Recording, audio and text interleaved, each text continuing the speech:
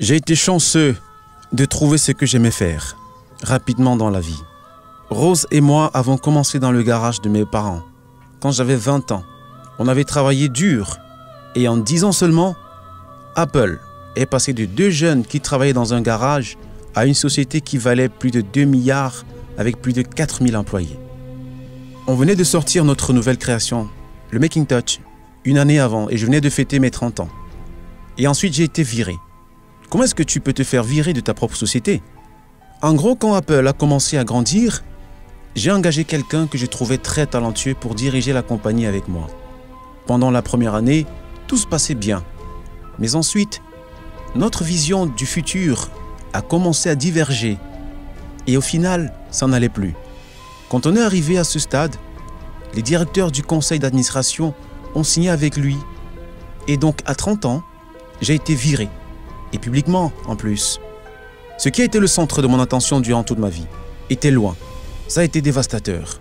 Je ne savais vraiment pas quoi faire pendant plusieurs mois et je me sentais comme si j'avais laissé la génération précédente d'entrepreneurs déçus, que j'avais lâché le flambeau alors qu'il venait de m'être transmis.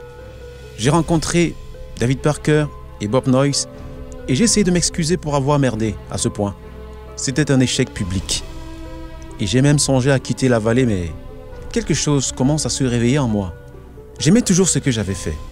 Ce qui s'est passé chez Apple n'avait rien changé à cela. J'ai été rejeté. Si j'étais toujours amoureux et j'avais donc décidé de recommencer, je ne les ai pas vus à ce moment-là. Mais au final, avoir été viré de chez Apple a été la meilleure chose qui puisse m'arriver. Ces poids lourds d'être devenu un succès a été remplacé par la légèreté de pouvoir redevenir un débutant, lâche, moins sûr de tout savoir. Ça m'a libéré et permis d'entrer dans l'une des périodes les plus créatives de ma vie. Durant les 5 années qui ont suivi, j'ai lancé une société qui s'appelait NEC, une autre qui s'appelait Pixar. Et je suis tombé amoureux d'une femme incroyable qui est devenue ma femme. Pixar est devenue la première compagnie à créer des films d'animation comme Toy Story. C'est maintenant le studio d'animation qui a le plus de succès au monde. Incroyable retournement de situation. Apple a acheté NEC et je suis retourné chez Apple. La technologie qu'on a développée chez NEC est maintenant au cœur de la renaissance d'Apple. Et Lorraine et moi avons une magnifique famille ensemble. Je suis assez certain que rien de tout cela ne serait arrivé si je n'avais pas été viré de chez Apple.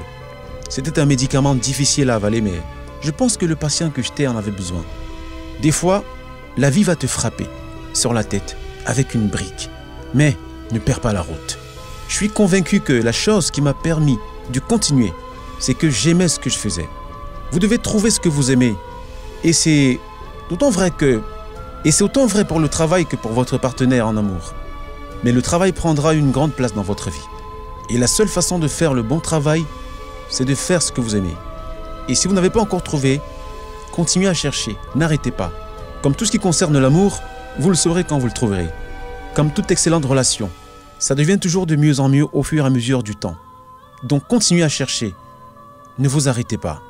Donc continuez à chercher, ne vous arrêtez pas.